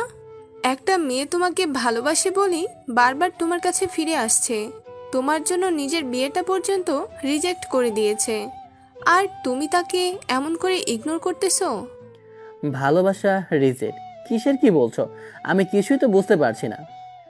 তুমি বুঝতে পারবে না, একটা মেয়ে তোমার জন্য কেঁদে কেটে একাকার হয়ে যাচ্ছে, আর তুমি একটাবার তাকে বোঝার চেষ্টাও করছো না। ঈশান চুপচাপ রইল, তারপর নিজে থেকেই বলল, ভাবি যে আমার সাথে যোগাযোগ রাখতে চায়নি, যাকে আমি সবসময় ডিস্টার্ব করতে থাকি, যার কাছে আমাকে বিরক্ত মনে হয়, তার সাথে যোগাযোগ করার চেষ্টা করছি না। এগুলো আমার পছন্দ না। তোমরা এগুলো কেন বলছো? আমি তো সেটাই বুঝতে পারছি না। আমরা চেয়েছিলাম যে নীলাশার সাথে তোর সম্পর্কটা হোক, আর বিয়ের কথাটা আমরা দুই পরিবার পরবর্তীতে বলবো। তার আগেই যে আমার শ্বশুর শাশুড়ির মেয়ের জন্য পাত্র ঠিক করে রেখেছে, শুধু বড় মেয়ের বিয়ের অপেক্ষা করছিল, সেটা আমি জানতাম না। নীলাশার বিয়ের কথা চলছিল, সেজন্য মেয়েটা সবসময় অন্যমনস্ক থাকতো। ছেলেটাকে ওর পছন্দ ছিল না, সেটা ওর হাবভাব দেখলেই বোঝা যেত। তোর ভাবি আমাকে বিষয়টা বলেছিল, কিন্তু নীলাশার আব্বু আম্মুর মুখের উপর না করতেও পারছিল না। তুই ওর লাইফে আসলি, আর তারপর ওকে ভালোবাসা বোঝানোর আগেই যখন তোদের মাঝখানে এরকম ঝামেলা হলো, তখন তুই ওর থেকে দূরে সরে গেলি। তোর ইগনোরটা সহ্য করতে না পেরে একটা সময় মেয়েটা তোকে ভালোবেসেছে, তাই বারবার ছুটে গেছে তোর কাছে, যোগাযোগ করার চেষ্টা করেছে। মেয়েটা কতবার বাসায় এসেছে তোর কথা বলে, তোর ভাবিকে জড়িয়ে ধরে কান্নাকাটি করেছে, তুই জানিস? একটাবার জানার চেষ্টাও করিসনি, উল্টো অফিসে গেলে তুই ওকে এড়িয়ে যাওয়ার চেষ্টা করেছিস। তো কি করব? আমি আমি কারো বিরক্তির কারণ হতে চাই না ভাইয়া। আর যেটা চলে গেছে সেটা চলে গেছে। ওনাকে আমি ভালোবাসতাম, উনি আমাকে ইগনোর করেছে, এখন আমি ওনাকে ইগনোর করছি। ওনার ভালো লাগছে না এটা? ভালোবাসার মানুষের ইগনোরটা কেউ নিতে পারে না ঈশান। সেই চেনা পরিচিত কণ্ঠ শুনে ঈশান নিশ্চুপ হয়ে গেল। আশেপাশে তাকিয়ে তারপর দরজার দিকে তাকাতেই খেয়াল করলো নীলাশা মেয়েটা দাঁড়িয়ে আছে। মেয়েটার পুরো এলোমেলো অবস্থা, একটু শুকিয়ে গেছে কেমন যেন, চিন্তিত মুখ, সেটা দেখে বোঝা যাচ্ছে। ঈশান এবার মেয়েটার দিক থেকে চোখ ফিরিয়ে নিয়ে বলল, আপনি এখানে কেন? অবশ্য আপনি এখানে আসতেই পারেন, আপনার আপুর শ্বশুর বাড়ি, কিন্তু ভালোবাসার কথাটা অন্তত আর যাই হোক আমাকে বিশ্বাস করতে পারবেন না। আপনার মুখে এই ভালোবাসার কথাটা মানায় না মিস নীলাশা। ঈশান উঠে যেতে নিলে এবার ভাইয়া জোর করে এসে ঈশানকে বসিয়ে দিল।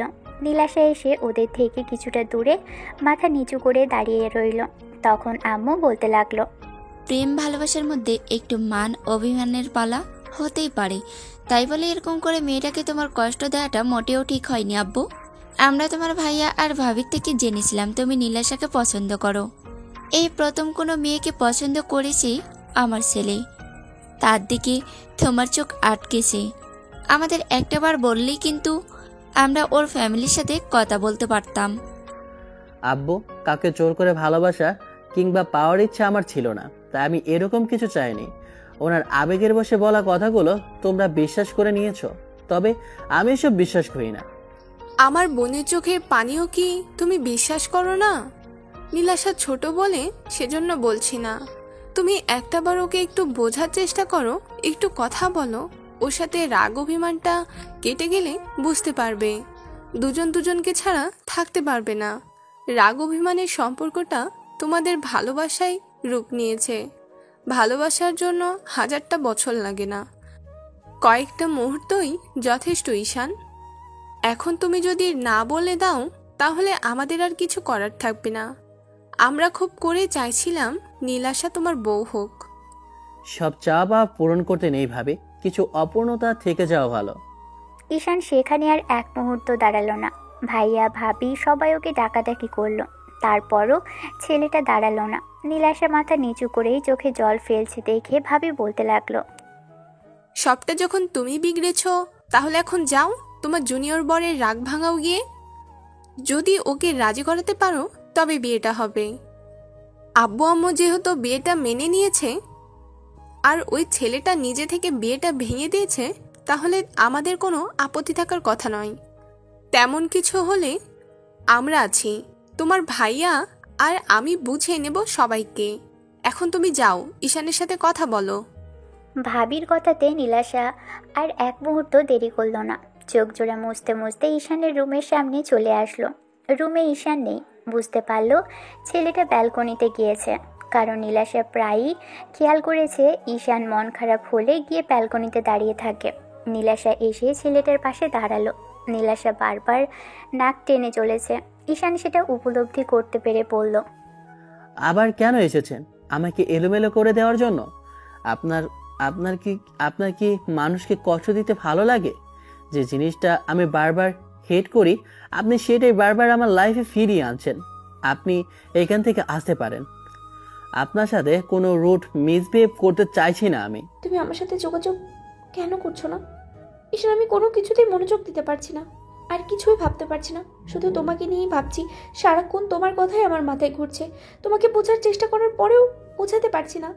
ওইরকম ঘটনার জন্য আমি সত্যি অনেক বেশি সরি। তোমার যদি তারপরে আমার উপরে রাগ থাকে, তাহলে তুমি আমাকে থাপ্পড় মারো, বকা দাও, আমার সাথে মিসবিহেভ করো, তারপরে রাগ করে থেকো না। দেখো, আমি তোমার জন্য শুধু বিয়েটাই ভাঙিনি, আব্বু আম্মুকেও রাজি করিয়েছি। বলেছি তুমি অনেক ভালো একটা ছেলে, আমাকে হ্যাপি রাখবে। সবচেয়ে বড় কথা হচ্ছে যে আমরা দুজনকে ভালোবাসি। এখন তুমি রাগ করে আমাকে দূরে সরিয়ে দিলে আমি ভালো থাকবো কি করে শোনা? যেটা করেছেন সেটা ভালোই করেছেন। এগুলো জিনিসটা আমার পক্ষে নেওয়া সম্ভব না। আপনি অন্য কারোর সাথে এই চিন্তা ভাবনা করুন, তাহলে ভালো থাকবেন। ঈশানের কথাতে নীলাশা নিজেকে কন্ট্রোল করতে পারল না। বারবার মনে হয়েছে ছেলেটা ওকে এত ভালোবাসতো আর বোঝানোর চেষ্টা করলো। সেদিন থেকে নীলাশা ওকে ইগনোর করছে। ইগনোর জিনিসটা যে বড্ড বেশি কঠিন, নীলাশা সেটা হাড়ে হাড়ে বুঝতে পারছে। এত সহজে ওর রাগটা ভাঙবে না ভেবেই ঈশানকে পিছন থেকে চাপতে দু হাতে জড়িয়ে ধরল। যেমন করে সেদিন ঈশান ওকে জড়িয়ে ধরেছিল ঠিক তেমন করেই। মেয়েটা ওর পিঠের মধ্যে মুখ গুজে দিয়ে নাক টানতে টানতে বলল, আমি একটা মেয়ে হয়ে বারবার তোমার কাছে ছুটে আসছি কারণ আমি তোমাকে ভালোবাসি। ঈশান, একটাবার আমার দিকে জড়িয়ে ধরো আমাকে। দেখো, আমি তোমার বুকে ছাড়া কোথাও শান্তি পাচ্ছি না, সেই জন্য তোমার কাছে ছুটে এসেছি। আমি তোমার সাথে সারা জীবন থাকতে চাই। দয়া করে আমাকে আর ফিরিয়ে দিও না। আমি কোথাও গিয়েও শান্তি পাচ্ছি না, সব সময় খালি তোমার কথাই ভাবি। তুমি আমাকে পুরো এলোমেলো করে দিয়েছো ঈশান। আমাকে নতুন করে ভালোবাসতে শিখিয়েছো। তুমি আমাকে বুঝিয়েছো আমি ভালোবাসার অনুভূতিটা কেমন হয়। দয়া করে আর যাই হোক রাগ অভিমান করে আমাকে দূরে সরিয়ে দিও না। এখন তুমি যদি জেদ করে বসে থাকো তাহলে আমি কিভাবে ওদের মানাবো? সবাই আমাদের সম্পর্কটা মেনে নিয়েছে। এখন তুমি যদি নিজের দিক থেকে মুখ ফিরিয়ে নাও তাহলে কিচ্ছু করার থাকবে না ঈশান। তোমার আমাকে হারাতে হবে আর আমিও তোমাকে হারাবো। রাগে জেদ করে আমাকে হারিয়ে ভালো থাকবে বলো? কিন্তু আমি সত্যি পাগল হয়ে যাবো ঈশান। এই কয়েকটা দিন আমি তোমার সাথে দেখা করতে না পেরে ভেতর থেকে একটু একটু করে ভেঙে চুরমার হচ্ছি। তুমি কেন বুঝতে পারছো না যে আমি তোমাকে ঠিক কতটা ভালোবাসি? আর আমি বাসি না তো, তাই না? আমার ভুল হয়েছে শোনা, আমি বুঝতে পারিনি তুমি আমাকে এত বেশি ভালোবাসতে। প্লিজ রাগ করে থেকো না, থাকো আমার দিকে একবার শোনা। কেন করেছিলেন এমনটা? এতই যদি ভালোবাসেন তাহলে ইগনোর করার কি ছিল? আপনি জানেন আমি এই বিষয়টা সহ্য করতে পারি না। আপনি সেটাই আমার সাথে করেছেন। একবার আমার দিকে তাকাও। দেখো, আমি তোমাকে আর কোনো অভিযোগ করার সুযোগ দেব না। সব সময় শুধু ভালোবাসবো। আমাকে বুকে আগলে রাখো না। খুব শীঘ্রই আমরা বিয়ে করে নেব আর অনেক হ্যাপি থাকবো। ঈশান, যে করেই হোক তোমাকে চাই। আমাকে নিচে থেকে দূরে সরিয়ে দিও না শোনা। ভালো থাকবো বলো? তাহলে আমি কয়েকটা দিন কতটা কষ্ট পাচ্ছিলাম একটাবার ভেবে দেখেছেন? কতটা যন্ত্রণা হচ্ছিল। প্রতিনিয়ত বারবার মনে হচ্ছিল সবকিছু ছেড়ে ছুড়ে দিয়ে অনেক দূরে চলে যাই, যেখানে আপনার সাথে আর কখনো দেখা হবে না। আপনি আমাকে এমন করে ইগনোর করেছেন যে এটা আমি বারবার হেট করি। সরি সোনা, আর কখনো এরকম হবে না। এবারের মতো মাফ করে দাও। আর কখনো এরকম ভুল করবো না, বলছি তো।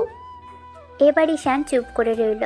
নীলাশা জোর করে ওকে ছাড়িয়ে নিয়ে নিজের দিকে ফেরালো। দেখে ছেলেটার চোখে পানি টলমল করছে। নীলাশের বুকটা ধক করে উঠল। ও ঈশানের মুখের দুপাশে হাত দিয়ে এবার বলতে লাগলো, প্লিজ সোনা, একদম কাঁদবে না। কিন্তু তোমার চোখের পানি আমি কিছুতেই কিন্তু সহ্য করতে পারবো না। এবার আমার দিকে তাকাও, সবটার জন্য আরো বেশি শাস্তি দাও, তারপর তুমি কান্নাকাটি করো না। ঈশান কথা বলছে না বুঝতে পারলো ছেলেটা এখনও রাগ করে আছে, তাই নীলাশা পা দুটো উঁচু করে ছেলেটার মুখে হাজারটা চুমু খেলো। 10 মিনিট যাবৎ চুমু দিয়ে তারপর মেয়েটা যেন শান্ত হলো। মেয়েটা ঈশানকে খুব শক্ত করে জড়িয়ে ধরলো আর ফুপিয়ে উঠল। ঈশান মেয়েটার মাথাটা ওর বুকের সাথে চেপে ধরলো। মেয়েটাকে আর কষ্ট দেওয়া যাবে না। নীলাশাও আবেগে চোখ জোড়া বন্ধ করে নিয়ে ফুপিয়ে উঠতে লাগলো। নীলাশার দুহাতে ঈশানের গলাটা জড়িয়ে ধরে রেখেছে। ঈশানও মেয়েটার কোমর জড়িয়ে ধরে রেখেছে নিজের সাথে। ঈশান বারবার মেয়েটার মাথায় চুমু দিয়ে যাচ্ছে। যখন মনে হলো মেয়েটা কান্না করছে, তখন ঈশান মেয়েটাকে জোর করে ছাড়ালো আর বলতে লাগলো, এইভাবে হবে না জান, চলো বেডে যাই। নীলাশা লজ্জায় কুঁকড়ে গেল। ঈশান বুঝতে পারলো যে ও কি বোঝাতে চাইলো আর মেয়েটা কি বুঝলো, তাই ও ওর মুখটা তুলে বলতে লাগলো, বিশ্বাস রাখতে পারো, ওরকম কিছু করব না। আমি তো এখানে ঠিক মতো তোমাকে কিস করতেই পারছি না, তাই বলছিলাম কি যে আদর করব তোমাকে, তাই আর কি। মেয়েটা আবারও লজ্জায় মুখ লোকাতে ব্যস্ত হয়ে পড়ল। ঈশানের মুখটা দুহাতে তুলে ধরতেই দেখে মেয়েটার ঠোঁট জোড়া কাঁপছে। ঈশান আর নিজেকে আটকাতে পারল না, আবারও মেয়েটাকে কোমর জড়িয়ে ধরে নিজের সাথে মিশিয়ে রাখলো। এক হাত বুকের পাশে রাখতেই মেয়েটা চোখ জোড়া বন্ধ করে নিয়ে এক হাতে ওর শার্টটা শক্ত করে মুঠো করে ধরল। ঈশান ওর ঠোঁটের দিকে ঠোঁট জোড়া এগোতেই মেয়েটা কেমন যেন নিজের ওর ঠোঁট জোড়া টেনে নিল। দুজন দুজনের সাথে রেসপন্স করতে লাগলো। 10 মিনিট বাদে যখন মেয়েটা ওকে ছাড়ানোর চেষ্টা করলো, তখনই ঈশান ওকে ছেড়ে দিল। তারপর বুকের উপর থেকে ওড়নাটা টান মেরে ফেলে দিল। মেয়েটা অবাক চোখে কিছুক্ষণ ঈশানের দিকে তাকিয়ে রইল। ঈশান মেয়েটার ঘাড়ে আর গলায় অসংখ্য চুমু দিল, যেটা মেয়েটার সহ্য করতে কষ্ট হচ্ছিল। নীলাশা জোর করে ঈশানকে ছাড়িয়ে নিল, তারপর ধাক্কা দিয়ে দূরে সরিয়ে দিয়ে বলতে লাগলো, বিয়ের আগে এগুলো কিচ্ছু হবে না ঈশান, আগে বিয়ে করো, তারপর সব। নিচে গিয়ে আঙ্কেল আন্টি আর ভাইয়া আপু বলো তুমি বিয়ে করবে আমাকে, খুব শীঘ্রই বউ বানাবে আমাকে, তাহলে ওগুলো করতে পারবে, না হলে আমার কাছেও আসতে পারবে না, বলে রাখলাম। ঠিক আছে সোনা, বলবো, এখন কাছে আসো। ঈশান নীলাশার হাত ধরে টেনে নিজের কাছে আনলো, তারপর ওকে বুকের সাথে জড়িয়ে ধরলো। এরপর কি হতে পারে আপনারা সেটা খুব ভালো করেই জানেন। পরবর্তী অন্য কোনো গল্পে দেখা হয়েছে অন্য কোনো দিন। ততদিন পর্যন্ত সুস্থ থাকবেন, ভালো থাকবেন আর আমাদের সাথেই থাকবেন। ধন্যবাদ। আল্লাহ হাফেজ। টাটা।